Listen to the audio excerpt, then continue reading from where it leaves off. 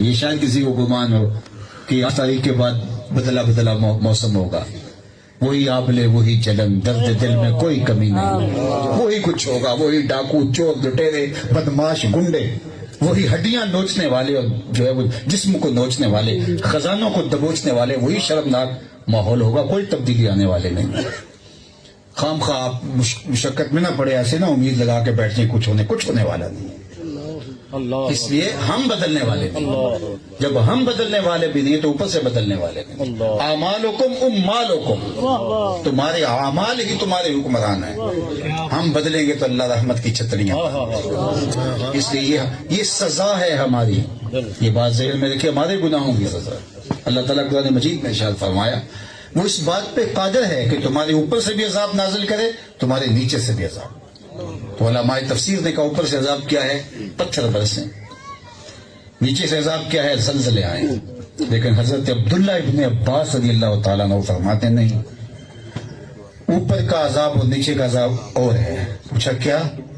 کہا اوپر کا عذاب یہ ہے حکمران ظالم ہوں، اور نیچے کا عذاب یہ ہے تمہاری اولاد نافرمان۔ یہ اوپر اور نیچے کا عذاب ہے۔ تو آج اس عذاب میں ہم جکڑے ہوئے ہیں اور جکڑے رہیں گے جب تک ہم سچی توبہ نہیں کرتے، اجتماعی توبہ نہیں کرتے، اور وہ ہم تیار نہیں ہیں تو کرنے کے لیے۔ ہم اپنے آپ کو بدلنے کے لیے تیار ہی نہیں ہیں، اور اللہ کا نظام ہے کہ جب کوئی اپنے آپ کو بدلنے کے لیے تیار نہیں ہوتا، اللہ اس قوم کی حالت کبھی بھی نہیں بدلتی۔ جب ہم اپنے آپ کو بدلیں گے اللہ راستے کھول دیتا ہے، کشادہ کہتا ہے لَنَهْدِيَنَّهُمْ سُبُلَنَا۔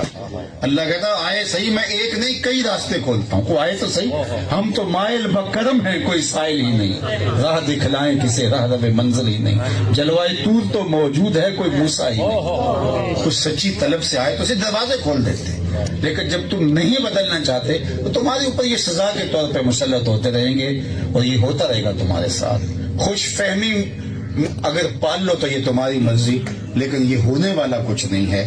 تو آئیے میں اور آپ اپنے آپ کو بدلیں، اپنی زندگی کو تبدیل کریں۔ آغاز یہاں سے ہوگا، اور اس جسم کا آغاز یہاں دل سے ہوگا۔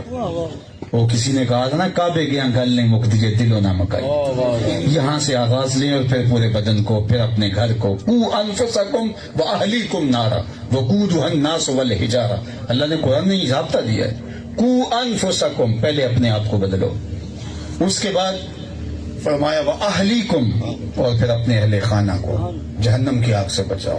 وقودھا الناس والحجارہ، جس کا ایندھن انسان اور پتھر ہے۔ تو آغاز یہاں سے ہوتا ہے، میری ذات سے ہوگا، پھر میرے گھر سے ہوگا، پھر وہ نور پھیلے گا۔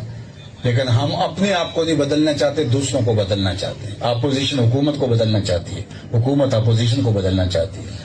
عوام کہتے ہیں اوپر والے بدل جائیں، وہ کہتے ہیں نیچے والے بدلیں۔ یہ لڑائی چلتی رہے گی، بدلاؤ کوئی بھی نہیں ہوگا۔ تو مجھے اپنے سے آغاز کرنا ہے، آپ کو اپنے سے آغاز کرنا ہے، اور اپنی زندگی ہم قیامت کے دن اپنا اپنا فرض عمل لے کے اللہ کے حضور پیش ہوں گے۔ اللہ تعالیٰ میرے ملک کی خیر فرمائے، یہ دعا کیجیے کہ اللہ ملک کو ہر طرح سے اپنی حفاظت میں رکھے، ورنہ جو ظاہری اسباب ہیں وہ تو ایسے ہی ہیں۔